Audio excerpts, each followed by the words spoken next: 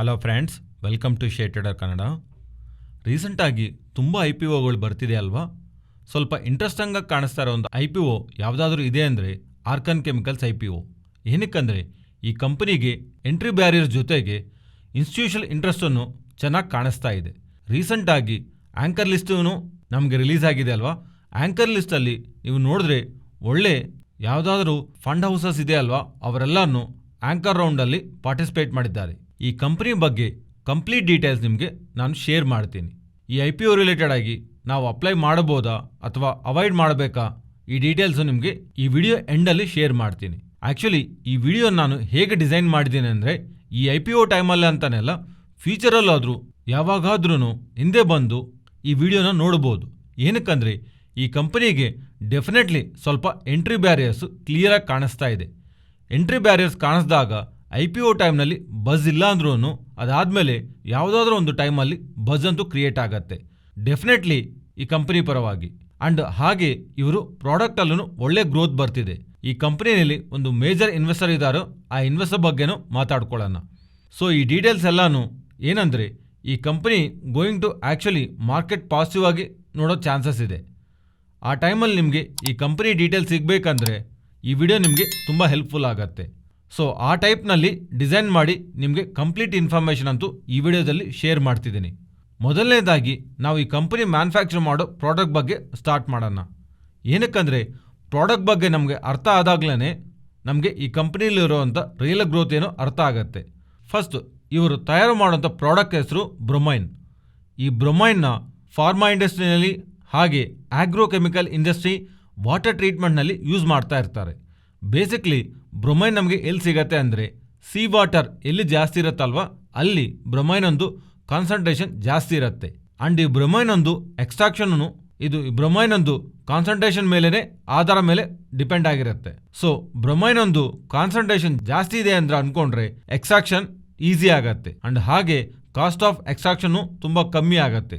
So ಬ್ರೊಮೈನ್ನ sea water ಅಂತಾನೆ ಅಲ್ಲ, ಬೇರೆ ಸದರನ್ ನ್ಯಾಚುರಲ್ ರಿಸೋರ್ಸ್ ಮೂಲಕನೂ ತೆಗೆಯಬಹುದು. ವೆರಾಸ್ ಬ್ರೊಮೈನ್ ಒಂದು ಕಾನ್ಸಂಟ್ರೇಷನ್ ಕಮ್ಮಿ ಇರೋ ಜಾಗದಲ್ಲಿ ಬ್ರೊಮೈನ್ ಎಕ್ಸ್ಟ್ರಾಕ್ಟ್ ಮಾಡ್ತಿದ್ದಾರೆ ಅಂತ ಅನ್ಕೊಂಡ್ರೆ ಎಕ್ಸ್ಟ್ರಾಕ್ಷನ್ ಡಿಫಿಕಲ್ಟ್ ಆಗತ್ತೆ. ಆ್ಯಂಡ್ ಹಾಗೆ ಕಾಸ್ಟು ತುಂಬ ಜಾಸ್ತಿ ಬೆಳೆದು ಹೋಗುತ್ತೆ. ಈ ಕಂಪನಿಗಿರುವಂಥ ಅಡ್ವಾಂಟೇಜ್ ಅದೇ. ಏನಕ್ಕಂದರೆ ಇವರಿಗೆ ಬ್ರೊಮೈನ್ ಎಲ್ಲಿ ಎಕ್ಸ್ಟ್ರಾಕ್ಟ್ ಮಾಡ್ತಾರಲ್ವಾ, ನಾನು ನಿಮಗೆ ಈ ವಿಡಿಯೋದಲ್ಲಿ ಎಕ್ಸ್ಪ್ಲೈನ್ ಮಾಡ್ತೀನಿ. ಹಾಗೆ ವರ್ಲ್ಡಲ್ಲಿ ಮೇಜರ್ ಆಗಿ ಬ್ರೊಮೈನ್ ಪ್ರೊಡ್ಯೂಸ್ ಮಾಡುವಂಥ ಕಂಟ್ರಿ ಬಗ್ಗೆ ನಾವು ಮಾತಾಡ್ಕೊಂಡ್ರೆ leading countries United States of America leading country, ಅದಾದಮೇಲೆ ಚೈನಾ, ಆ್ಯಂಡ್ ಅದಾದಮೇಲೆ ಇಂಡಿಯಾ, ಅದಾದಮೇಲೆ ಇಸ್ರಾಯೇಲ್, ಅದಾದಮೇಲೆ ಜೋರ್ಡಾನ್ ಬರುತ್ತೆ. ಆ್ಯಂಡ್ ಈ company bromine actually toxic chemical ಇದು, ಆ್ಯಂಡ್ ಹಾಗೆ ಹಜಾರ್ಡಿಯಸ್ ಕೆಮಿಕಲ್. ಸೊ ಈ ಕೆಮಿಕಲ್ ಎಕ್ಸ್ಟ್ರಾಕ್ಷನ್ ಅಷ್ಟೊಂದು ಈಸಿ ಅಲ್ಲ, ಆ್ಯಂಡ್ ಹಾಗೆ ತುಂಬ ರಿಸ್ಕ್ ಇರುವಂಥ ಇನ್ವಾಲ್ವ್ ಆಗಿರುತ್ತೆ. ಅದರಿಂದ ತುಂಬ ಎಕ್ಸ್ಪರ್ಟ್ಸು ರಿಕ್ವೈರ್ಮೆಂಟು ಜಾಸ್ತಿ ಇರುತ್ತೆ. ಸೊ ಅದೊಂದು ಅಡ್ವಾಂಟೇಜು ಈ ಕಂಪನಿಗೆ. ನಿಮಗೆ ಆ್ಯಕ್ಚುಲಿ ಈ ಕಂಪ್ನಿಗಿರುವಂಥ ಸ್ಟ್ರೆಂತ್ಸ್ ಬಗ್ಗೆ ಡಿಸ್ಕಸ್ ಮಾಡಿದಾಗ ಈ ಪಾಯಿಂಟ್ ಬಗ್ಗೆ ಡೀಟೇಲ್ ಆಗಿ ಎಕ್ಸ್ಪ್ಲೈನ್ ಮಾಡ್ತೀನಿ. ಆ್ಯಂಡ್ ಹಾಗೆ ಬ್ರೊಮೈನ್ ಎಕ್ಸ್ಪೋರ್ಟ್ ಮಾಡೋದನ್ನು ತುಂಬ ರಿಸ್ಕ್. ಎಕ್ಸ್ಪೋರ್ಟ್ ಮಾಡಬೇಕಂದ್ರೆ ನಾರ್ಮಲ್ ಕಂಟೈನರ್ಸ್ನಲ್ಲಿ ಎಕ್ಸ್ಪೋರ್ಟ್ ಮಾಡೋದಕ್ಕೆ ಆಗಲ್ಲ. ನಿಕಲ್ ಆ್ಯಂಡ್ ಲೆಡ್ ಲೈನ್ಡ್ ಕಂಟೈನರ್ಸ್ ಯಾವೆಲ್ಲ ಇರುತ್ತಲ್ಲ ಅದರಲ್ಲೇ ಎಕ್ಸ್ಪೋರ್ಟ್ ಮಾಡಬೇಕಾಗತ್ತೆ. ಆ ಥರ ಕಂಟೈನರ್ಸು ರಿಕ್ವೈರ್ಮೆಂಟು ಇರುತ್ತೆ. ಇವರ ಹತ್ರ 228 ಓನ್ ಹಾಗೆ leased nickel and lead containers ಅಂತೂ ಇದೆ. ಈ ಬ್ರೊಮೈನ್ ಎಕ್ಸ್ಪೋರ್ಟ್ಸ್ ಒಂದು ಕಾಂಟ್ರಾಕ್ಟ್ ಡ್ಯೂರೇಷನು 12 ಮಂತ್ಸ್ ಇರುತ್ತೆ ಅನ್ನೋ ಥರ ಇವರು RHPನಲ್ಲಿ ಮೆನ್ಷನ್ ಮಾಡಿದ್ದಾರೆ. ಇವರ ಮ್ಯಾನುಫ್ಯಾಕ್ಚರ್ ಮಾಡುವಂಥ second product industrial salt. Industrial salt ಬಗ್ಗೆ ಇವ್ರಿಗೆ ತುಂಬ ರೆವೆನ್ಯೂ ಬರ್ತಿದೆ. ಆ್ಯಂಡ್ ಇವರ ಒಂದು ತುಂಬ ಲಾರ್ಜ್ ಕ್ಲೈಂಟು ಜಪಾನ್ನಲ್ಲಿದ್ದಾರೆ. ಆ ಕ್ಲೈಂಟ್ಗೆ ಇವರು ಇಲ್ಲಿಂದ ಪ್ರಾಡಕ್ಟ್ನ ಸಪ್ಲೈ ಮಾಡ್ತಾರೆ. ಆ್ಯಂಡ್ ಹಾಗೆ ಆ ಕ್ಲೈಂಟಿಂದ ಇವರಿಗೆ ವೇರಿಯಸ್ ಬೆನಿಫಿಟ್ಸು ಬರ್ತಿದೆ. ಅದ್ರ ಬಗ್ಗೆನೂ ಮಾತಾಡ್ಕೊಳ್ಳೋಣ. ಫಸ್ಟ್ ಇಂಡಸ್ಟ್ರಿಯಲ್ ಸಾಲ್ಟ್ ಬಗ್ಗೆ ಮಾತಾಡ್ಕೊಳ್ಳೋಣ. ಅಂದರೆ ಈ industrial salt principal raw material for chlorine. And ಹಾಗೆ ನಾವು ಕಾಸ್ಟಿಕ್ ಸೋಡಾ, ರೀಸೆಂಟ್ ಟೈಮ್ಸಲ್ಲಿ ಕಾಸ್ಟಿಕ್ ಸೋಡಾ ರಿಲೇಟೆಡ್ ಆಗಿ ತುಂಬ ಒಳ್ಳೆ ಗ್ರೋತ್ ನೋಡಿದೀವಲ್ಲ ಆ ಸ್ಟಾಕ್ಸಲ್ಲಿ. ಆ್ಯಂಡ್ ಈ ಕಾಸ್ಟಿಕ್ ಸೋಡಾ ಆ್ಯಂಡ್ ಕ್ಲೋರೈನ್ ಒಂದು principal raw material, chloro alkaline ಅಂತ ಕರೀತಾರೆ. ಇದನ್ನು ಮ್ಯಾನುಫ್ಯಾಕ್ಚರ್ ಮಾಡಬೇಕಂದ್ರೆ ಇಂಡಸ್ಟ್ರಿಯಲ್ ಸಾಲ್ಟು ರಿಕ್ವೈರ್ಮೆಂಟ್ ತುಂಬ ಜಾಸ್ತಿ ಇರುತ್ತೆ. ಆ್ಯಂಡ್ ಈ ಕಾಸ್ಟಿಕ್ ಸೋಡಾನ ಫುಡ್ ಆ್ಯಂಡ್ ಬ್ಯಾವರೇಜಸ್ ಇಂಡಸ್ಟ್ರಿನಲ್ಲಿ, ಪೇಪರ್ ಆ್ಯಂಡ್ ಪಲ್ಪ್ ಇಂಡಸ್ಟ್ರಿನಲ್ಲಿ, ಹಾಗೆ ಸೋಪ್ಸ್, ಡಿಟರ್ಜೆಂಟು, ಹಾಗೆ ಟೆಕ್ಸ್ಟೈಲ್ ಇಂಡಸ್ಟ್ರಿ ಆ್ಯಂಡ್ ವಾಟರ್ ಟ್ರೀಟ್ಮೆಂಟ್ನಲ್ಲಿ ಆ್ಯಂಡ್ ವೇರಿಯಸ್ ಇಂಡಸ್ಟ್ರೀಸ್ನಲ್ಲಿ ಯೂಸ್ ಮಾಡ್ತಾರೆ. ಇಲ್ಲಿ Archean chemical is the largest exporter ನಮ್ಮ ಇಂಡಿಯಾದಿಂದ. ಆದರೆ ಇವರು ಮೇಜರ್ ಆಗಿ ಜಪಾನ್ಗೆ ಚೈನಾಗೆ ಎಕ್ಸ್ಪೋರ್ಟ್ ಮಾಡ್ತಾ ಇರ್ತಾರೆ. ಇವರು ಮ್ಯಾನುಫ್ಯಾಕ್ಚರ್ ಮಾಡುವಂತ ಥರ್ಡ್ ಪ್ರಾಡಕ್ಟ್ ಸಲ್ಫೇಟ್ ಆಫ್ ಅದೇ ರೀ ಪೊಟ್ಯಾಷಿಯಂ ಸಲ್ಫೇಟ್ ಅಂತ ಕರಿತಿರ್ತೀವಲ್ವಾ, ಅದನ್ನು ಇವರು ಮ್ಯಾನುಫ್ಯಾಕ್ಚರ್ ಮಾಡ್ತಾರೆ. ಈ ಪೊಟ್ಯಾಷಿಯಂ ಸಲ್ಫೇಟ್ ಇಂದ ಇವ್ರ ರೆವಿನ್ಯೂಸ್ ಕಾಂಟ್ರಿಬ್ಯೂಷನ್ ತುಂಬಾ ಕಮ್ಮಿ ಇದೆ. ಮೇಜರ್ಲಿ ಆಗ್ರೋಕೆಮಿಕಲ್ ಇಂಡಸ್ಟ್ರಿನಲ್ಲಿ ಈ ಸಲ್ಫೇಟ್ ಆಫ್ ಪೊಟ್ಯಾಷಿಯಂ ಜಾಸ್ತಿ ಯೂಸ್ ಮಾಡ್ತಾರೆ. ನಮ್ಮ ಇಂಡಿಯಾನಲ್ಲಿ ನ್ಯಾಚುರಲ್ ಸೀಬ್ರೈನ್ ಇಂದ ಸಲ್ಫೇಟ್ ಆಫ್ ಪೊಟ್ಯಾಷಿಯಂ ಎಕ್ಸ್ಟ್ರಾಕ್ಟ್ ಮಾಡುವಂತ ಒಂದೇ ಒಂದು ಕಂಪನಿ ಈ ಆರ್ಕನ್ ಕೆಮಿಕಲ್ಸ್. ಅಂಡ್ ಇವ್ರಿಗೆ ಯಾವ್ದಾದ್ರು ಎಕ್ಸ್ಪೋರ್ಟ್ಸ್ ಜಿಯೋಗ್ರಾಫಿಕಲ್ ರೆವೆನ್ಯೂಸ್ ಬ್ರೇಕಪ್ ನಾವು ನೋಡಿದ್ರೆ ಎಕ್ಸ್ಪೋರ್ಟ್ಸ್ ಇಂದ ಇವರಿಗೆ 70% ಮೇಲೆ ರೆವೆನ್ಯೂಸ್ ಬರ್ತಿದೆ. ಡೊಮೆಸ್ಟಿಕ್ ಮಾರ್ಕೆಟ್ ಇಂದ ಇವರಿಗೆ ಕಮ್ಮಿ ರೆವೆನ್ಯೂಸ್ ಬರ್ತಿದೆ, 29.81%. ಅಂಡ್ ಇವರ ಪ್ರಾಡಕ್ಟ್ ವೈಸ್ ರೆವೆನ್ಯೂ ಬ್ರೇಕಪ್ ನಾವ್ ಇಲ್ಲಿ ನೋಡಬಹುದು. ರೀಸೆಂಟ್ ಟೈಮ್ಸ್ ಅಲ್ಲಿ ಬ್ರೊಮೈನ್ ಇಂದ ಇವರು ತುಂಬಾ ಒಳ್ಳೆ ಗ್ರೋತ್ ಬಂದಿದೆ. ಕರೆಂಟ್ಲಿ ಬ್ರೊಮೈನ್ ಮೂಲಕ ಇವರಿಗೆ 53.54% ರೆವೆನ್ಯೂಸ್ ಬರ್ತಿದೆ. ಅಂಡ್ ಮೆರೈನ್ ಇಂಡಸ್ಟ್ರಿಯಲ್ ಸಾಲ್ಟ್ ಇಂದ ಇವರಿಗೆ 45.37% ರೆವೆನ್ಯೂಸ್ ಬರ್ತಿದೆ. ಸಲ್ಫೇಟ್ ಆಫ್ ಪೊಟ್ಯಾಷ್ ಇಂದ ತುಂಬಾ ಕಮ್ಮಿ ಕಾಂಟ್ರಿಬ್ಯೂಷನ್ 1.01% ರೆವೆನ್ಯೂ ಬರ್ತಿದೆ. ಅಂಡ್ ಕೆಪಾಸಿಟಿ ಯುಟಿಲೈಸೇಷನ್ ನಂಬರ್ಸ್ ಬಗ್ಗೆ ಮಾತಾಡ್ಕೊಳ್ಳೋಣ. ಬ್ರೊಮೈನ್ಗೆ ಇವರ ಹತ್ರ 28,500 ಮೆಟ್ರಿಕ್ ಟನ್ ಕೆಪಾಸಿಟಿ ಇದೆ. ಅಂಡ್ ಇವರ ಕೆಪಾಸಿಟಿ ಯುಟಿಲೈಸೇಷನ್ ನೋಡಿದ್ರೆ 71% ಕೆಪಾಸಿಟಿ ಯುಟಿಲೈಸೇಷನ್ ಇಂದ ಇವರ ಪ್ಲಾಂಟ್ಸ್ ಅಂತೂ ರನ್ ಆಗ್ತಿದೆ. ಅಂಡ್ ಹಾಗೆ ಇಂಡಸ್ಟ್ರಿಯಲ್ ಸಾಲ್ಟ್ ವಿಷಯಕ್ಕೆ ಬಂದ್ರೆ ಇವರಿಗೆ 30 lakhs ಮೆಟ್ರಿಕ್ ಟನ್ ಕೆಪಾಸಿಟಿ ಇದೆ. ಇಲ್ಲಿ 119.54% ಕೆಪಾಸಿಟಿ ಯುಟಿಲೈಸೇಷನ್ ನಲ್ಲಿ ಇವರ ಪ್ಲಾಂಟ್ಸ್ ರನ್ ಆಗ್ತಿರೋ ತರ ಹೇಳ್ತಿದ್ದಾರೆ. ಕಂಟಿನ್ಯೂಸ್ಲಿ ಇವರ ಪ್ಲಾಂಟ್ಸ್ ಒಂದು ಕೆಪಾಸಿಟಿ ಯುಟಿಲೈಸೇಷನ್ ನಂಬರ್ಸ್ ನಾವು ನೋಡಿದ್ರೆ ತುಂಬಾ ಒಳ್ಳೆ ಕೆಪಾಸಿಟಿ ಯುಟಿಲೈಸೇಷನ್ ನಂಬರ್ಸ್ ಕಾಣಿಸ್ತಿದೆ. ಅದಕ್ಕೋಸ್ಕರ ಇವರ ಪ್ಲಾಂಟ್ಸ್ ಒಂದು ಕೆಪಾಸಿಟಿನ ಎಕ್ಸ್ಪೆಂಡ್ ಮಾಡ್ತಿರೋ ಪ್ಲಾನ್ ಅಲ್ಲಿ ಇದ್ದಾರೆ. ಅಂಡ್ ಸಲ್ಫೇಟ್ ಆಫ್ ಪೊಟ್ಯಾಷ್ ವಿಷಯಕ್ಕೆ ಬಂದ್ರೆ ಇವರಿಗೆ 1,30,000 ಮೆಟ್ರಿಕ್ ಟನ್ ಕೆಪಾಸಿಟಿ ಇದೆ. ಬಟ್ ಆ capacity utilisation single digit number ನಮ್ಗೆ ಕಾಣಿಸುತ್ತೆ. ಅಂಡ್ ಈ ಕಂಪನಿ ಕರೆಂಟ್ಲಿ 13 ಕಂಟ್ರೀಸ್ನಲ್ಲಿ 18 ಕ್ಲೈಂಟ್ಸ್ಗೆ ಇವರ ಪ್ರಾಡಕ್ಟ್ನ ಎಕ್ಸ್ಪೋರ್ಟ್ ಮಾಡ್ತಿದ್ದಾರೆ. ಸೊ ಈ 18 ಕ್ಲೈಂಟ್ಸ್ ಅಂದರೆ ಇವರ ಕ್ಲೈಂಟ್ ಕಾನ್ಸಂಟ್ರೇಷನ್ ಸ್ವಲ್ಪ ಜಾಸ್ತಿ ಇರುತ್ತೆ ಅನ್ನೋ ವಿಷಯ ನಾವು ಅರ್ಥ ಮಾಡ್ಕೋಬಹುದು. ನೆಕ್ಸ್ಟ್, ಈ ಕಂಪನಿಗೆ ಸ್ವಲ್ಪ ಮೇಜರ್ ಕಾಂಪಿಟೇಟಿವ್ ಅಡ್ವಾಂಟೇಜಸ್ ಇದೆ. ಅದರ ಬಗ್ಗೆ ಡಿಸ್ಕಸ್ ಮಾಡ್ಕೊಳ್ಳೋಕೆ ಮುಂಚೆ ಸ್ಮಾಲ್ ರಿಮೈಂಡರ್, ನಿಮಗೆ ಈ ವಿಡಿಯೋನಲ್ಲಿ ನಾವು ಶೇರ್ ಮಾಡ್ತಿರೋಂಥ ಕಂಟೆಂಟ್ ವ್ಯಾಲ್ಯೂಬಲ್ ಆಗಿದ್ರೆ ತಪ್ಪದೇ ನಮ್ಮ ಚಾನಲ್ನ ಲೈಕ್ ಮಾಡಿ. ಸಿಂಪಲ್ ಆಗಿ ಈ ಕಂಪನಿಗಿರುವಂಥ ಕಾಂಪಿಟೇಟಿವ್ ಅಡ್ವಾಂಟೇಜ್ ಬಗ್ಗೆ ಮಾತಾಡ್ಕೋಬೇಕಂದ್ರೆ ಫಸ್ಟ್ ಥಿಂಗ್, ಇವರು ಯಾವುದಾದ್ರೂ ಪ್ರಾಡಕ್ಟ್ ಮ್ಯಾನುಫ್ಯಾಕ್ಚರ್ ಮಾಡಿ ಸೇಲ್ ಮಾಡ್ತಿದ್ದಾರಲ್ವಾ, ಅಲ್ಲಿ ಇವರಿಗೆ ಲೀಡಿಂಗ್ ಪೊಸಿಷನ್ ಹೋಲ್ಡ್ ಮಾಡ್ತಿದ್ದಾರೆ. ಅಂಡ್ ಇದಕ್ಕೆ ಒನ್ ಆಫ್ ದ ರೀಸನ್, ನಮ್ಮೆಲ್ಲರಿಗೂ ತುಂಬಾ ಚೆನ್ನಾಗಿ ಗೊತ್ತಿರುತ್ತೆ, ಅಮಿತಾಬ್ ಬಚ್ಚನ್ ಅವರು ರನ್ ಆಫ್ ಕಚ್ ಅಂತ ಒಂದು ಅಡ್ವರ್ಟೈಸ್ಮೆಂಟ್ ಬರ್ತಿತ್ತಲ್ವಾ, ಇದು ಗುಜರಾತ್ ಅಲ್ಲಿ ಇದೆ. ನಿಮ್ಮೆಲ್ಲರೂ ನೋಡೇ ಇರ್ತೀರ ಆಡ್ ನ. ಈ ರನ್ ಆಫ್ ಕಚ್ ವರ್ಲ್ಡ್ ನಲ್ಲಿ one of the largest salt desert. ನಾವು ಈ ಸಾಲ್ಟ್ ಡೆಸರ್ಟ್ ನಲ್ಲಿ ಇವರಿಗೆ ಬ್ರೈನ್ ರಿಸರ್ವ್ಸ್ಗೆ ಇವರಿಗೆ ಆಕ್ಸೆಸ್ ಇದೆ. ಈ access has become advantages to this company. ಇದರಿಂದ ಇವರು ಲೋ ಕಾಸ್ಟ್ ಪ್ರೊಡ್ಯೂಸರ್ಸ್ ಆಗ್ತಿದ್ದಾರೆ. ಲೋ ಕಾಸ್ಟ್ ಪ್ರೊಡ್ಯೂಸರ್ ಆಗಿರೋ ಕಾರಣವಾಗಿ ಇವರು ಮೇಜರ್ ಆಗಿ ಇವ್ರ ಪ್ರಾಡಕ್ಟ್ಸ್ಗೆ ತುಂಬಾ ಜನರಿಂದ ಡಿಮ್ಯಾಂಡ್ ಅಂತೂ ಗ್ಲೋಬಲಿ ವೇರಿಯಸ್ ಕಂಪನೀಸ್ ಇಂದ ಇವರಿಗೆ ಬರ್ತಿದೆ. ಸೆಕೆಂಡ್ ಅಡ್ವಾಂಟೇಜ್ ಬಗ್ಗೆ ಮಾತಾಡ್ಕೋಬೇಕಂದ್ರೆ ಬಿಸ್ನೆಸ್ ನಲ್ಲಿ high entry barriers. First thing, ನಮ್ಗೆ ಇದಕ್ಕೆ ಮುಂಚೆನೆ ಅರ್ಥ ಆಗೋಗಿರುತ್ತೆ, ರಾ ಮಟೀರಿಯಲ್ ಆಕ್ಸೆಸ್ ಇರೋದು ತುಂಬಾ ಇಂಪಾರ್ಟೆಂಟ್. ತುಂಬಾ ಕಂಪನೀಸ್ಗೆ ಈ ರಾ ಆಕ್ಸೆಸ್ ಇಲ್ದಿರೋ ಕಾರಣವಾಗಿ ಲೋ ಕಾಸ್ಟ್ ಪ್ರೊಡ್ಯೂಸರ್ಸ್ ಆಗೋಕ್ ಆಗ್ತಿಲ್ಲ. ಇವರು ಮೇಜರ್ಲಿ ಲೋ ಕಾಸ್ಟ್ ಪ್ರೊಡ್ಯೂಸರ್ ಆಗಿರೋ ಕಾರಣವಾಗಿ ಇವರಿಗೆ ಅದು ಮೇಜರ್ ಅಡ್ವಾಂಟೇಜ್. ಸೆಕೆಂಡ್ ಥಿಂಗ್, ಈ ಕೆಮಿಕಲ್ಸ್ ಯಾವುದೆಲ್ಲ ಕೆಮಿಕಲ್ಸ್ ತುಂಬಾ ಹಜಾರ್ಡ್ ಕೆಮಿಕಲ್ಸ್ ಅಂಡ್ ಹಾಗೆ ಟಾಕ್ಸಿಕ್ ಕೆಮಿಕಲ್ಸ್ ಆಗಿರೋ ಕಾರಣವಾಗಿ ತುಂಬಾ ಎಕ್ಸ್ಪರ್ಟ್ಸ್ ರಿಕ್ವೈರ್ಮೆಂಟ್ ಜಾಸ್ತಿ ಇರುತ್ತೆ. ಸೊ ಇವರು ತುಂಬಾ ವರ್ಷಗಳಿಂದ ಇವರು ತಯಾರು ಮಾಡ್ತಿದ್ದಾರಲ್ವಾ, ಅದರಿಂದ ಇವ್ರಿಗೆ ಇದೊಂದು ಅಡ್ವಾಂಟೇಜ್. ಅಂಡ್ ಹಾಗೆ R&D ರಿಲೇಟೆಡ್ ಆಗಿನೂ ತುಂಬಾ ಎಕ್ಸ್ಪೆನ್ಸಿವ್ ಅಂಡ್ ಹಾಗೆ ತುಂಬಾ ಎಕ್ಸ್ಪರ್ಟ್ ಸೈಂಟಿಸ್ಟ್ ರಿಕ್ವೈರ್ಮೆಂಟ್ ಜಾಸ್ತಿ ಇರುತ್ತೆ. ಮೂರನೇದು, ಆಕ್ಚುಲಿ ಟಾಕ್ಸಿಕ್ ಕೆಮಿಕಲ್ ಆಗಿರೋ ಕಾರಣವಾಗಿ ಯಾರಿಗಂದ್ರೆ ಅವ್ರಿಗೆ ಅಪ್ರೂವಲ್ಸ್ ಬರಲ್ಲ. ರೆಗ್ಯುಲೇಟರಿ ಅಪ್ರೂವಲ್ಸ್ ಬರಬೇಕಂದ್ರೂ ತುಂಬಾ ಕಷ್ಟ, ಅಷ್ಟೊಂದು ಈಸಿ ಅಲ್ಲ. ಸೊ ರೆಗ್ಯುಲೇಟರಿ ಅಪ್ರೂವಲ್ಸ್ ಎಲ್ರಿಗೂ ಸಿಗದೇ ಇರೋ ಕಾರಣವಾಗಿ ಅದನ್ನ ಇವರಿಗೆ ಅಡ್ವಾಂಟೇಜ್. ಅಂಡ್ ಹಾಗೆ ಇವರ ಕ್ಲೈಂಟ್ಸ್ ಯಾರಾದರೂ ಇದಾರಲ್ವಾ, ಇವರು ಸಪ್ಲೈ ಮಾಡೋ ಕ್ಲೈಂಟ್ಸ್ ಇರ್ತಾರಲ್ವಾ, ಆ ಕ್ಲೈಂಟ್ಸು ಇವರಿಂದ ತಗೊಂತಿದ್ದಾರಲ್ವಾ, ಅವ್ರೇನಾದರೂ ಇಮಿಡಿಯೇಟ್ಲಿ ಚೇಂಜ್ ಮಾಡ್ಬೇಕಂತ ಅನ್ಕೊಂಡ್ರು ಅಷ್ಟೊಂದು ಈಸಿ ಅಲ್ಲ. ವೆಂಡರ್ನ ಚೇಂಜ್ ಮಾಡ್ಬೇಕಂದ್ರೆ ಅದು ತುಂಬಾ ಕಾಸ್ಟ್ ಆಗತ್ತೆ ಅಂಡ್ ಹಾಗೆ ತುಂಬಾ ಟೈಮು ತಗೊಳತ್ತೆ. ಅದರಿಂದ ಅವರು ವೆಂಡರ್ನ ಅಷ್ಟೊಂದು ಈಸಿಯಾಗಿ ಚೇಂಜ್ ಮಾಡಕ್ ಆಗಲ್ಲ. ಸೊ ಅದನ್ನು ಇವರಿಗೆ ಆಕ್ಚುಲ್ ಆಗಿ ಈ ಬಿಸ್ನೆಸ್ ಅಲ್ಲಿ ಒಂದು ಹೈ ಎಂಟ್ರಿ ಬ್ಯಾರಿಯರ್ನಾಗಿ ಕ್ರಿಯೇಟ್ ಮಾಡ್ತಿದ್ದೆ. ಇವರು RSP ನಲ್ಲಿ ಅದನ್ನೇ ಇವರು ಮೆನ್ಷನ್ ಮಾಡಿದ್ದಾರೆ. ಇವ್ರಿಗಿರುವಂಥ third advantage establish infra. Gujarat ನಲ್ಲಿ ಹಿಜಾಪುರಲ್ಲಿರುವಂಥ ಲೊಕೇಶನ್ ಇವರ ಪ್ರೊಡಕ್ಷನ್ ಫೆಸಿಲಿಟಿ ಯಾವುದೆಲ್ಲ ಇದೆಯಲ್ಲ, ಈ production facility Rann of Kutch ಒಂದು ಬ್ರೈನ್ ರಿಸರ್ವ್ ಒಂದು ನಾರ್ತನ್ ಎಡ್ಜ್ಗೆ ಹತ್ತಿರದಲ್ಲಿ ಇದೆ. ಸೊ ಅದರಿಂದ ಇವರಿಗೆ ರಾ ಮೆಟೀರಿಯಲ್ಸ್ ಅನ್ನೋದು ತುಂಬಾ ಹತ್ತಿರದಲ್ಲಿ ಸಿಗತ್ತೆ. ಇದೊಂದು ಅಡ್ವಾಂಟೇಜ್. ಆದ್ರೆ ಇವರ ಪ್ರೊಡಕ್ಷನ್ ಫೆಸಿಲಿಟಿ ಇದೆಯಲ್ಲ, ಎರಡು ಪೋರ್ಟ್ಸ್ಗೆ ತುಂಬಾ ಹತ್ತಿರದಲ್ಲಿದೆ. ಮೇಜರ್ ರೆವೆನ್ಯೂಸ್ ಎಕ್ಸ್ಪೋರ್ಟ್ಸ್ ಇಂದ ಬರ್ತಿದೆ ಅಲ್ವಾ, ನಾವು ಡೇಟಾನಲ್ಲಿ ನೋಡಿದೆವಲ್ಲ. ಸೊ ಎಕ್ಸ್ಪೋರ್ಟ್ಸ್ ಮೂಲಕ ಬರ್ತಿರೋವಾಗ ಇವರ ಪೋರ್ಟ್ಸ್ ಫೆಸಿಲಿಟಿನೂ ತುಂಬ ಹತ್ತಿರದಲ್ಲಿರೋ ಕಾರಣವಾಗಿ ಇವರಿಗೆ ಲಾಜಿಸ್ಟಿಕ್ ಕಾಸ್ಟೂ ತುಂಬ ಕಮ್ಮಿ ಆಗತ್ತೆ. ಆ್ಯಂಡ್ ಇವರ ಕ್ಲೈಂಟ್ ಕಾನ್ಸಂಟ್ರೇಷನ್ ಬಗ್ಗೆ ಮಾತಾಡ್ಕೋಬೇಕಂದ್ರೆ ಇದಕ್ಕೆ ಮುಂಚೆನೇ ಹೇಳಿದ್ದೀನಲ್ವಾ, 18 ಕ್ಲೈಂಟ್ಸ್ಗೆ ಇವರು ಎಕ್ಸ್ಪೋರ್ಟ್ಸ್ ಮಾಡ್ತಾರೆ. ಈ ಗ್ಲೋಬಲ್ ಕ್ಲೈಂಟ್ಸು ಮೇಜರ್ ಆಗಿ ಇವರಿಗೆ ಸೌತ್ ಈಸ್ಟ್ ಕಾರ್ಪೊರೇಷನ್ ಯಾವುದೆಲ್ಲ ಇದೆಯಲ್ಲ, ಜಪನೀಸ್ ಕಂಪನಿ ಇದು. ಈ ಕಂಪನಿಯಿಂದ ಮೇಜರ್ ರೆವೆನ್ಯೂಸ್ ಬರ್ತಿದೆ. ಈ ಜಪನೀಸ್ ಕಂಪನಿ ಇವ್ರ ಕಂಪನಿನಲ್ಲಿ ಒನ್ ಆಫ್ ದಿ ಇನ್ವೆಸ್ಟ್ಮೆಂಟ್ 2% ಸ್ಟೇಕ್ನ ಹೋಲ್ಡ್ ಮಾಡ್ತಿದ್ದಾರೆ. ಈ ಕಂಪನಿಯಿಂದ ಇವರಿಗೆ 20.56% ರೆವೆನ್ಯೂ ಕಾಂಟ್ರಿಬ್ಯೂಷನ್ ಅಂತೂ ಫೈನಾನ್ಷಿಯಲ್ ಇಯರ್ 22ನಲ್ಲಿ ಬರ್ತಿದೆ. ಆಕ್ಚುಲಿ ರೆಡ್ಯೂಸ್ ಮಾಡ್ತಿದ್ದಾರೆ, ರೆಡ್ಯೂಸ್ ಮಾಡಿದ್ರೂ ತುಂಬ ಕಾಂಟ್ರಿಬ್ಯೂಷನ್ ಇವರಿಂದನೇ ಬರ್ತಿದೆ. ಇವರಿಂದ ರೆವೆನ್ಯೂಸ್ ಕಾಂಟ್ರಿಬ್ಯೂಷನ್ ಮಾತ್ರನೇ ಅಲ್ಲ, ಇವರಿಂದ ಆಕ್ಚುಲಿ ವೇರಿಯಸ್ ಅದರ್ ಅಡ್ವಾಂಟೇಜಸ್ ಅನ್ನು ಈ ಕಂಪನಿಗೆ ಬರ್ತಿದೆ. ಅಂಡ್ ಹಾಗೆ ಇವರ ಟಾಪ್ 10 ಕ್ಲೈಂಟ್ಸ್ ಒಂದು ಕಾನ್ಸಂಟ್ರೇಷನ್ ನೋಡಿದ್ರೆ ಫೈನಾನ್ಷಿಯಲ್ ಇಯರ್ 22 ಟೈಮ್ಗೆ ಇವರ ಟಾಪ್ 10 ಕ್ಲೈಂಟ್ಸಿಂದ 61% ಮೇಲೆ ರೆವೆನ್ಯೂಸ್ ಬರ್ತಿದೆ. ಅಂಡ್ ಟಾಪ್ 20 ಕ್ಲೈಂಟ್ಸಿಂದ ಕ್ಲೋಸ್ ಟು 81% ರೆವೆನ್ಯೂಸ್ ಬರ್ತಿದೆ. ಅಂಡ್ ನಾವು ಇಲ್ಲಿವರೆಗೂ ಈ ಬ್ರೊಮೈನ್ ಮ್ಯಾನುಫ್ಯಾಕ್ಚರಿಂಗ್ ರಿಲೇಟೆಡ್ ಆಗಿ ಓನ್ಲಿ ಆರ್ಕನ್ ಕೆಮಿಕಲ್ಸ್ ಬಗ್ಗೆನೇ ಮಾತಾಡ್ಕೊಂಡಿದ್ದೀವಲ್ವಾ. ನಮ್ಮ ಕಂಟ್ರಿನಲ್ಲಿ ಈ ಬ್ರೊಮೈನ್ ಓನ್ಲಿ ಆರ್ಕನ್ ಕೆಮಿಕಲ್ಸ್ ಮಾತ್ರನೇ ಮ್ಯಾನುಫ್ಯಾಕ್ಚರ್ ಮಾಡ್ತಿದ್ದ ಅಂದರೆ ಅಲ್ಲ.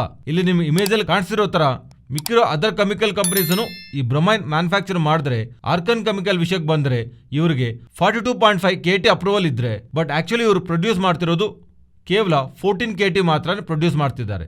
ಅಂಡ್ ಸತೀಶ್ ಬ್ರೈನ್ ಯಾವುದೆಲ್ಲ ಈ ಕಂಪನಿ ಇದೆಯಲ್ಲ, ಇವರಿಗೆ 25 KT ಅಪ್ರೂವಲ್ ಇದ್ರೆ ಇವರು ಆಕ್ಚುಲಿ ಪ್ರೊಡ್ಯೂಸ್ ಮಾಡಿ ಎಕ್ಸ್ಪೋರ್ಟ್ ಮಾಡ್ತಿರೋದು 3 KT ಮಾತ್ರನೇ. ಮಿಕ್ಕಿರೋ ಅದರ್ ಕಂಪನೀಸ್ ಇವೆಲ್ಲ ಕಾಣಿಸ್ತಾ ಇದೆಯಲ್ವಾ. ಸೋಲಾರಿಸಿಸ್ ವಿಷಯಕ್ಕೆ ಬಂದರೆ ಇವರು ಆಕ್ಚುಲಿ ಲಾರ್ಜೆಸ್ಟ್ ಪ್ರೊಡ್ಯೂಸರ್ ಆಗಿ ನಮಗೆ ಕಾಣಿಸುತ್ತೆ 18 KT ಇಂದ. ಬಟ್ ಇವರ ಮೇಜರ್ ಆಗಿ ಇವರಿಗೆ ಕ್ಯಾಪಿಟಲ್ ಕನ್ಸಂಪ್ಷನ್ ಜಾಸ್ತಿ ಇದೆ.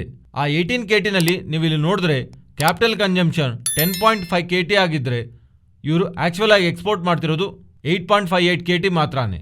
ಅಂಡ್ ಇವರು ಮಾತ್ರನೇ ಅಂತಲ್ಲ, ಟಾಟಾ ಕೆಮಿಕಲ್ಸ್, ನಿರ್ಮಾ ಇವರೆಲ್ಲರೂ ಯಾವುದಾದ್ರೂ ಬ್ರೊಮೈನ್ ಮ್ಯಾನುಫ್ಯಾಕ್ಚರ್ ಮಾಡ್ತಾರಲ್ಲ, ಅವರ ಕ್ಯಾಪಿಟಲ್ ಕನ್ಸಂಪ್ಷನ್ ಅಂದರೆ ಅವರ ಪರ್ಸನಲ್ ಕನ್ಸಂಪ್ಷನ್ಗೋಸ್ಕರ ಮ್ಯಾನುಫ್ಯಾಕ್ಚರ್ನೇ ಮಾಡ್ಕೊತಿದ್ದಾರೆ. ಸೊ ಅದಕ್ಕೋಸ್ಕರ ಇಲ್ಲಿ ಈ company one of the leading exporter ಆಗಿದೆ ನಮ್ಮ ಕಂಟ್ರಿಯಿಂದ. ಈ ಕಂಪನಿಯೊಂದು ಪ್ರಮೋಟರ್ಸ್ ಬಗ್ಗೆ ಮಾತಾಡ್ಕೊಳ್ಳೋಣ. ಮಿಸ್ಟರ್ ರಂಜಿತ್ ಪೆಂದುರ್ತಿ ಅಂಡ್ ಹಾಗೆ ಮಿಸ್ಟರ್ ರವಿ ಪೆಂದುರ್ತಿ, ಇವರಿಬ್ಬರು ಪ್ರಮೋಟರ್ಸ್ ಈ ಕಂಪನಿಗೆ. ಅಂಡ್ ಹಾಗೆ ಜಪನೀಸ್ ಕಂಪನಿ ತುಂಬ ಲೀಡಿಂಗ್ ಆ್ಯಂಡ್ ತುಂಬ ಓಲ್ಡ್ ಕಂಪನಿ. ಇವರಿಗೆ 200+ ಸಬ್ಸಿಡರಿ ಇರುವಂಥ ಕಂಪನಿ ಇದು. ಸುಜಿತ್ ಕಾರ್ಪೊರೇಷನ್ ಅಂತ ಹೇಳಿ ಈ ಕಂಪನಿ ಆರ್ಕನ್ ಕೆಮಿಕಲ್ಸ್ನಲ್ಲಿ 2.4% ಸ್ಟೇಕ್ನ ಹೋಲ್ಡ್ ಮಾಡ್ತಿದ್ದಾರೆ. ಅಂದರೆ ಈ ಕಂಪನಿನಲ್ಲಿ ಸ್ಟೇಕ್ ಹೋಲ್ಡ್ ಮಾಡ್ತಾ one of the largest client ಆಗಿ ಇದ್ದಾರೆ ಇವರಿಗೆ. ಈಗ ಈ ಕಂಪನಿ ಫೈನಾನ್ಷಿಯಲ್ ನಂಬರ್ಸ್ ಬಗ್ಗೆ ನೋಡೋಣ. ನೀವು ಇಲ್ಲಿ ಇಮೇಜಲ್ಲಿ ನೋಡಬಹುದು. ಫೈನಾನ್ಷಿಯಲ್ ಇಯರ್ 2020 ಕ್ಲೋಸಿಂಗ್ ಟೈಮ್ಗೆ ಇವರ ರೆವೆನ್ಯೂಸು ಫ್ರಮ್ ಆಪರೇಷನ್ 608 crores ಆದರೆ, ಫೈನಾನ್ಷಿಯಲ್ ಇಯರ್ 2022 ಕ್ಲೋಸಿಂಗ್ ಟೈಮ್ಗೆ ಇವರ revenues from operation 1130 crores grow ಆಗಿದೆ. ಅಂದರೆ ಇವರ ರೆವೆನ್ಯೂಸ್ ಫ್ರಮ್ ಆಪರೇಷನ್ನಲ್ಲಿ 36% CAGR ಇಂದ ಗ್ರೋತ್ನ ಡೆಲಿವರಿ ಮಾಡಿದ್ದಾರೆ. ಆದರೆ ಇವರ ಆಪರೇಟಿಂಗ್ ಎಬಿಟಾ ಬಗ್ಗೆ ಮಾತಾಡ್ಕೋಬೇಕು. ಅಂದರೆ ಫೈನಾನ್ಷಿಯಲ್ ಇಯರ್ 2020ಯಲ್ಲಿ ಇವರ ಆಪರೇಟಿಂಗ್ ಎಬಿಟಾ 147 crores ಆದರೆ 22 ಟೈಮ್ಗೆ ಆಪರೇಟಿಂಗ್ ಎಬಿಟಾ 467 crores ಗ್ರೋ ಆಗಿದ್ದಾರೆ. ಅಂಡ್ ಇವರ ಎಬಿಟಾನಲ್ಲಿ ಗ್ರೋತ್ 76.7% ನಮ್ಗೆ ಕಾಣಿಸುತ್ತೆ. ಬಟ್ ಬ್ಯೂಟಿಫುಲ್ ಪಾರ್ಟ್ ಏನಂದ್ರೆ ಇವರ ಮಾರ್ಜಿನ್ಸ್ ಎಕ್ಸ್ಪಾನ್ಷನ್ ನೋಡಿ.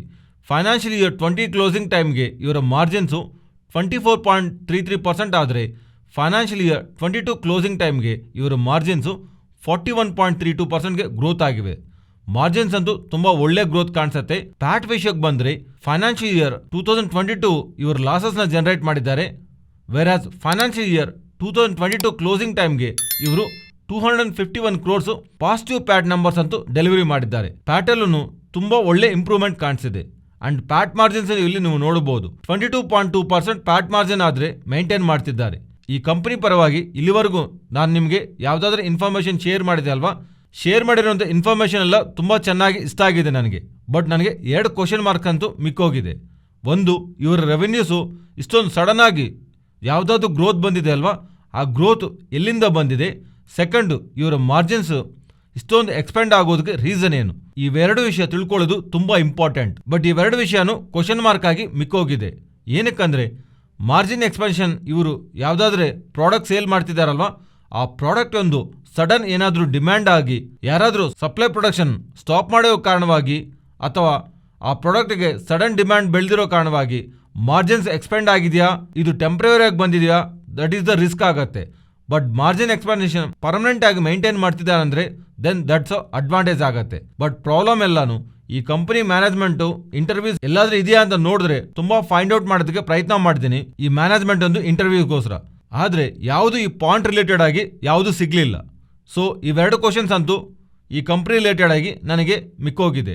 ಅಂಡ್ ಈ ಕಂಪನಿ ಒಂದು ಬ್ಯಾಲೆನ್ಸ್ ಶೀಟ್ ವಿಷಯಕ್ಕೆ ಬಂದರೆ ನೀವು ಇಲ್ಲಿ ನೋಡಬಹುದು 912 ಕ್ರೋರ್ಸ್ ಈ ಕಂಪನಿ ಬ್ಯಾಲೆನ್ಸ್ ಶೀಟ್ನಲ್ಲಿ ಡೆಟ್ ಇದೆ ಅಂಡ್ 345 ಕ್ರೋರ್ಸ್ ಈಕ್ವಿಟಿ ಇದೆ.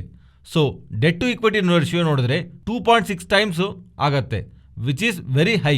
ಅಂಡ್ ಇವರು IPO ಅಲ್ಲಿ ಯಾವುದಾದ್ರೂ ಹಣ ರೈಸ್ ಮಾಡ್ತಿದ್ದಾರಲ್ವಾ, ಈ ಥರ ರೈಸ್ ಮಾಡಿರೋಂಥ ಹಣದಲ್ಲಿ ತುಂಬಾವರೆಗೂ ಡೆಟ್ ಕ್ಲಿಯರ್ ಮಾಡ್ತೀವಿ ಅಂತ ಮ್ಯಾನೇಜ್ಮೆಂಟ್ ಹೇಳ್ತಿದೆ. ಬಟ್ ಆದ್ರೂ ಡೆಟ್ ಪರವಾಗಂತೂ ಇದು ತುಂಬಾ ಜಾಸ್ತಿ ಅಂತ ಅನಿಸ್ತಿದೆ. ಅಂಡ್ ಇವರ ಜನರೇಟ್ ಮಾಡಿರೋಂಥ ರಿಟರ್ನ್ ರೇಷಿಯೋ ನೀವು ಇಲ್ಲಿ ನೋಡಬಹುದು, ತುಂಬಾ ಒಳ್ಳೆ ಹೆಲ್ತಿ ರಿಟರ್ನ್ ರೇಷಿಯೋನೇ ಜನರೇಟ್ ಮಾಡಿದ್ದಾರೆ. ಅಂಡ್ PE ಮಲ್ಟಿಪಲ್ ಪರವಾಗಿ ಮಾತಾಡ್ಕೋಬೇಕಂದ್ರೆ ಇವರು ಯಾವ್ದಾದ್ರು ಪ್ರೈಸ್ ಫಿಕ್ಸ್ ಮಾಡಿದಾರಲ್ವಾ, ಹೈ ಪ್ರೈಸ್ ಬ್ರ್ಯಾಂಡ್ ಇಂದ ನಾವು ನೋಡಿದ್ರೆ 22.29 times price to earnings multiple ನಲ್ಲಿ ಇವರು ಕೋಟ್ ಮಾಡ್ತಿದ್ದಾರೆ PE ಪರವಾಗಿ. ನಾವು PE ಪರವಾಗಿ ನಾವು ನೋಡಿದ್ರೆ ರೀಸನಬಲ್ ಆಗೇ ಅನ್ಸತ್ತೆ. ಬಟ್ ಲಾಸ್ಟ್ ಫೈನಾನ್ಷಿಯಲ್ ಇಯರ್ ಎರ್ನಿಂಗ್ಸ್ ಯಾವ್ದೆಲ್ಲ ಇದೆಯಲ್ಲೋ ಒಳ್ಳೆ ಗ್ರೋತ್ ಡೆಲಿವರಿ ಮಾಡಿದ್ದಾರೆ ಆ 3 years ಅಲ್ಲಿ. ಸೊ ಆ ಎರ್ನಿಂಗ್ಸ್ ಸಸ್ಟೈನ್ ಆದ್ರೆ ಮಾತ್ರ PE is reasonable. Only 22 times price to earnings multiple ನಲ್ಲಿ IPO ಬರ್ತಿದೆ ಅಂತ ಹೇಳಿ ಎಕ್ಸೈಟ್ ಆಗಬೇಡಿ. ಆ ಎರಡು ಕ್ವಶನ್ಸ್ಗೆ ಆನ್ಸರ್ ಅಂತೂ ಫೈಂಡ್ ಔಟ್ ಮಾಡೋದಕ್ಕೆ ಪ್ರಯತ್ನ ಮಾಡಿ. ಅಂಡ್ IPO ಡೀಟೇಲ್ಸ್ ವಿಷಯಕ್ಕೆ ಬಂದ್ರೆ ನೀವು ಇಲ್ಲಿ ಸ್ಕ್ರೀನ್ ಮೇಲೆ ನೋಡಬಹುದು. ಈ ಕಂಪನಿ ಒಂದು IPO 9th ನವೆಂಬರ್ ಓಪನ್ ಆಗ್ತಿದೆ, 11th ನವೆಂಬರ್ IPO ಕ್ಲೋಸ್ ಆಗ್ತಿದೆ. Issue size 1462 crores. ಇದರಲ್ಲಿ ಫ್ರೆಶ್ ಇಶ್ಯೂ 805 ಕ್ರೋರ್ಸ್ ಆದರೆ offer for sale 657 crores. And ಇವರು ಫಿಕ್ಸ್ ಮಾಡಿರೋಂಥ ಪ್ರೈಸ್ ಬ್ಯಾಂಡು 386 ರುಪೀಸಿಂದ 407 ರುಪೀಸ್ ಮಧ್ಯದಲ್ಲಿ ಪ್ರೈಸ್ ಫಿಕ್ಸ್ ಮಾಡಿದ್ದಾರೆ. ಅಂಡ್ ಇಶ್ಯೂ ಪ್ರಿಯಾರಿಟಿ ಪರವಾಗಿ ನೋಡಿದ್ರೆ QIBಗೆ 75%, NISಗೆ 15% ಅಂಡ್ ರಿಟೇಲರ್ಸ್ಗೆ 10% ಕೋಟಾ ಕೊಟ್ಟಿದ್ದಾರೆ. ಸೊ ರಿಟೇಲ್ಸ್ ಕೋಟಾ 10% ಆಗಿದ್ರಿಂದ ಇದು ಸ್ವಲ್ಪ ಜಲ್ದಿನೇ ಸಬ್ಸ್ಕ್ರೈಬ್ ಆಗ್ಬೋದು. ಬಟ್ ಸ್ವಲ್ಪ ರಿಸ್ಕ್ ವಿಷಯ ಬಂದರೆ ಒಂದು IPO ಪರವಾಗಿ ನಾವು ಮಾತಾಡ್ಕೋಬೇಕಂದ್ರೆ ಇವರ ಬ್ಯಾಲೆನ್ಸ್ ಶೀಟಲ್ಲಿ ಇರುವಂಥ ಡೆಟ್ ಯಾವುದೆಲ್ಲ ಇದೆ ಅಲ್ವಾ ಅದು ಹೈಯರ್ ಸೈಡ್ ಇದೆ. ಅಂಡ್ ಇವರ ರೆವೆನ್ಯೂ ಗ್ರೋತ್ ಯಾವುದೆಲ್ಲ ಇದೆ ಅಲ್ವಾ ಆ ಗ್ರೋತ್ ಎಲ್ಲಿಂದ ಬಂದಿದೆ ಅಂತ, ಓನ್ಲಿ ಇವರ ಎಕ್ಸ್ಪೋರ್ಟ್ ಮಾಡಿರೋಂಥ ಪ್ರಾಡಕ್ಟ್ಸ್ ಒಂದು ಪ್ರೈಸ್ ತುಂಬ ಬೆಳೆದಿರೋ ಕಾರಣವಾಗಿ ಇವ್ರಿಗೆ ಅಡ್ವಾಂಟೇಜ್ ಬಂದಿದೆಯಾ ಅಥವಾ ಆಕ್ಚುಯಲ್ ಗ್ರೋತ್ ಏನಾದರೂ ಇದೆಯಾ, ಸಸ್ಟೈನಬಲ್ ಅಥವಾ ಫೈಂಡ್ ಔಟ್ ಮಾಡಬೇಕಾಗಿದೆ. ಅಂಡ್ ಮಾರ್ಜಿನ್ಸ್ ವಿಷಯಕ್ಕೆ ಬಂದ್ರೂ ತುಂಬಾ ಅಬ್ನಾರ್ಮಲ್ ಗ್ರೋತ್ ಕಾಣಿಸ್ತಿದೆ ಅಲ್ವಾ, ಅದೂ one of the question mark. Invest ಮಾಡಬೇಕಂತ ಅನ್ಕೊಂಡಾಗ ನಾವು ಫೈಂಡ್ ಔಟ್ ಮಾಡಬೇಕಾಗಿರುವಂಥ ಕ್ರಿಟಿಕಲ್ ಪಾಯಿಂಟ್ಸ್ ಇದೂನು. ಸೊ ಅದರಿಂದ ಮೇಜರ್ ಕ್ವಶನ್ಸ್ ಮಿಕ್ಕಿರೋ ಕಾರಣವಾಗಿ ಈ IPO ಪರವಾಗಿ ನಾನು ಪಾರ್ಟಿಸಿಪೇಟ್ ಮಾಡ್ತೀನಾ ಅಥವಾ ಇಲ್ವಾ ಅನ್ನೋದು ಶಾರ್ಟ್ ಟರ್ಮ್ ವಿಷಯಕ್ಕೆ ಬಂದರೆ ಲಾಸ್ಟ್ ಡೇ ಡಿಮ್ಯಾಂಡ್ ನೋಡಿ ನಾವು ಡಿಸೈಡ್ ಆಗ್ಬೋದು. ಬಟ್ ಲಾಂಗ್ ಟರ್ಮ್ ವಿಷಯಕ್ಕೆ ಬಂದರೆ ಈ ಕಂಪನಿಗೆ ತುಂಬ ಅಡ್ವಾಂಟೇಜ್ ನಮಗೆ ಕಾಣಿಸ್ತಾ ಇದ್ರೂ ಈಗ ನಾನು ನಿಮಗೆ ಯಾವುದಾದ್ರೂ ಕ್ವಶನ್ಸ್ ರೈಸ್ ಮಾಡಿದೆ ಅಲ್ವಾ ಆ ಕ್ವಶನ್ಸ್ಗೊಂದು ಆನ್ಸರ್ ಸಿಗೋವರೆಗೂ ಮಾತ್ರ ನಾನಂತೂ ಡೆಫಿನೆಟ್ಲಿ ಇನ್ವೆಸ್ಟ್ ಮಾಡಲ್ಲ. ಸೊ ಈ ಕ್ವಶನ್ಸ್ಗೆ ಒಂದು ಫೈಂಡ್ ಔಟ್ ಮಾಡೋದಕ್ಕೆ ಪ್ರಯತ್ನ ಮಾಡ್ತೀನಿ. ನಿಮಗೇನಾದ್ರೂ ಆ ಡೇಟಾ ಎಲ್ಲಾದ್ರೂ ಸಿಗ್ತಾ ಇದ್ರೆ ಈ ಪ್ರಾಡಕ್ಟ್ ರಿಲೇಟೆಡ್ ಆಗಿ ಟ್ರ್ಯಾಕ್ ಮಾಡ್ತಾ ಇದ್ರೆ ಕಮೆಂಟ್ ಸೆಕ್ಷನ್ ಅಲ್ಲಿ ಶೇರ್ ಮಾಡೋದಕ್ಕೆ ಪ್ರಯತ್ನ ಮಾಡಿ. ಸೊ ಅದರಿಂದ ಮಿಕ್ಕಿರೋ ಸಬ್ಸ್ಕ್ರೈಬರ್ಸ್ಗೆ ಆ ಡೇಟಾ ಪಾಯಿಂಟ್ಸ್ ಅಂತೂ ತುಂಬಾ ಹೆಲ್ಪ್ ಆಗುತ್ತೆ. ಇದು ಫ್ರೆಂಡ್ಸ್ ಆರ್ಕನ್ ಕೆಮಿಕಲ್ಸ್ IPO. ಫ್ರೆಂಡ್ಸ್ ಈ ವಿಡಿಯೋನಲ್ಲಿ ನಾವು ಶೇರ್ ಮಾಡಿರೋಂಥ ಕಂಟೆಂಟ್ ವ್ಯಾಲ್ಯುಬಲ್ ಆಗಿದ್ರೆ ತಪ್ಪದೇ ನಮ್ಮ ಚಾನಲ್ನ ಸಬ್ಸ್ಕ್ರೈಬ್ ಆಗಿ ಅಂಡ್ ಬೆಲೈಕಾನ್ ಕ್ಲಿಕ್ ಮಾಡಿ ಆಲ್ ನೋಟಿಫಿಕೇಶನ್ಸ್ ಆಕ್ಟಿವೇಟ್ ಮಾಡ್ಕೊಳ್ಳಿ. ಈ ಡೇಟಾ ನಿಮ್ಮ ಫ್ರೆಂಡ್ಸ್ ಆ್ಯಂಡ್ ಫ್ಯಾಮಿಲಿ ಮೆಂಬರ್ಸ್ಗೆ ಯೂಸ್ ಆಗತ್ತಂದರೆ ತಪ್ಪದೇ ಶೇರ್ ಮಾಡಿ. ಫ್ರೆಂಡ್ಸ್ ಹಾಗೆ ನೀವೇನಾದರೂ ಚಾನಲ್ನ ಸಪೋರ್ಟ್ ಮಾಡಬೇಕಂತ ಅಂದ್ಕೊಂಡ್ರೆ ಚಾನಲಲ್ಲಿ ರೆಫರೆನ್ಸ್ ಲಿಂಕಲ್ಲಿ ಡಿಮ್ಯಾಟ್ ಅಕೌಂಟ್ಸ್ ಇರುತ್ತೆ, ಫಸ್ಟ್ ಕಮೆಂಟಲ್ಲಿ ಪಿನ್ ಆಗಿರುತ್ತೆ. ನೀವು ಅಥವಾ ನಿಮ್ಮ ಫ್ರೆಂಡ್ಸ್ ಏನಾದರೂ ಡಿಮ್ಯಾಟ್ ಅಕೌಂಟ್ ಓಪನ್ ಮಾಡಬೇಕಂತ ಅಂದ್ಕೊಂಡ್ರೆ ರೆಫರೆನ್ಸ್ ಲಿಂಕ್ ಮೂಲಕ ಓಪನ್ ಮಾಡಿ ಸಪೋರ್ಟ್ ಮಾಡ್ಬೋದು. ನೀವು ರೆಫರಲ್ ಲಿಂಕ್ಸ್ ಓಪನ್ ಮಾಡ್ತಾ ಇದ್ರೂ ಡೈರೆಕ್ಟ್ ಕಂಪನಿ ವೆಬ್ಸೈಟ್ಗೆ ಹೋಗಿ ಡಿಮ್ಯಾಟ್ ಅಕೌಂಟ್ ಓಪನ್ ಮಾಡಿದ್ರೂ ನಿಮಗೆ ಯಾವ ಥರ ಡಿಫ್ರೆನ್ಸು ಇರಲ್ಲ. Thank you.